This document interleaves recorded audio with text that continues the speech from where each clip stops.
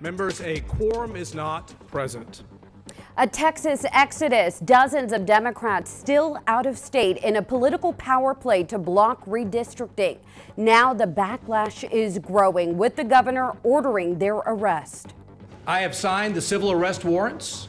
We will work with DPS to locate members. This was the only way we could protect our constituents and protect the state. What they're doing is not just politics. It's not just affecting lives.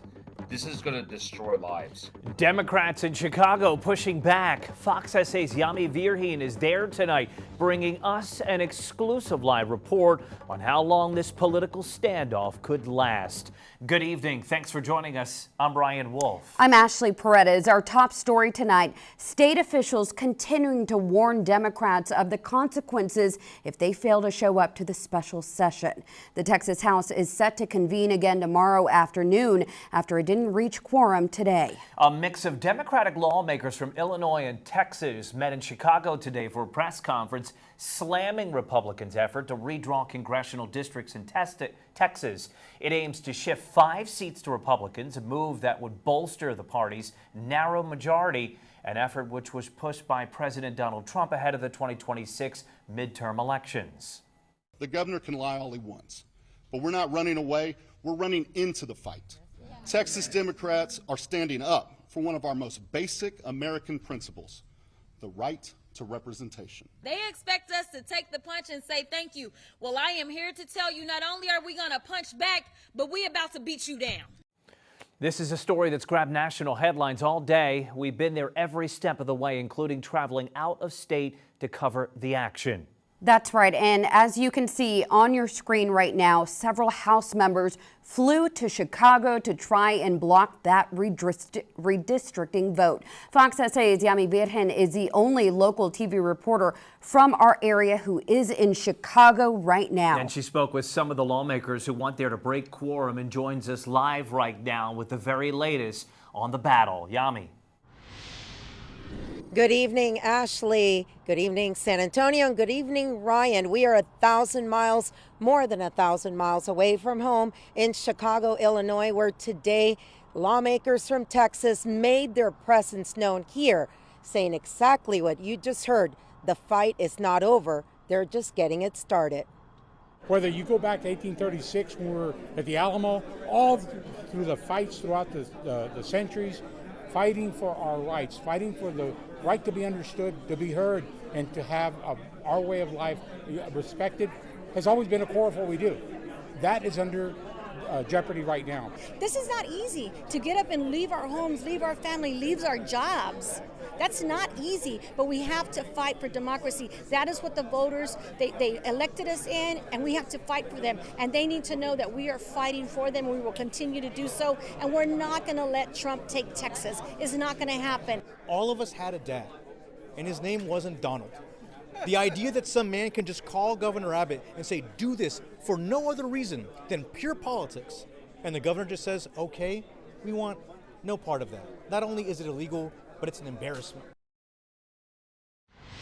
That right there is part of your Bexar County delegation. They're all here today. And tomorrow I said, what are you going to be doing? People are saying that you guys are out on a vacation in Chicago. They said completely the opposite of what's being told back in Texas. They are working here. They say that they're having meetings with constituents, town halls, and that they will continue holding pressers every day. This while the Republicans are back in Austin and will reconvene at 1 o'clock in the afternoon. Well, Yami, describe what today was like. I know you were trying to get interviews here, but those lawmakers trying not to give away their exact location either. So how did all of that play out today? Let me tell you, cloak and dagger. We have an idea of where they're at. They're in the western suburbs. If you're looking at Chicago, we're probably about an hour and a half away, depending on the traffic. And we had to travel. One interview was done at a park. Another interview was done in the front of a cemetery. They are not taking us back to where they're staying. And it has that feeling of, most of them are saying that they're ready if they go back and they're picked up, that they're ready. that they're ready for the fight. But while we were in that room in there, I can tell you, even I started looking over, wondering if Donald Trump, President Trump, would send someone here to pick them up. So it's been very interesting. Well, let me, to that end, I mean, they're talking tough, that's for sure, but are they prepared to be arrested? Yes. I mean, Dustin Burrows has made it very clear, along with Attorney General Ken Paxton, that they will arrest them and they will press charges. Is there real fear that they will follow through with that threat? Most of them are saying that they don't believe that they will follow through with that threat because this breaking quorum is a civil penalty. A lot of them are saying that they're ready. You have people like Ray Lopez, a city councilman. He's now up in Austin. He's been around for a while.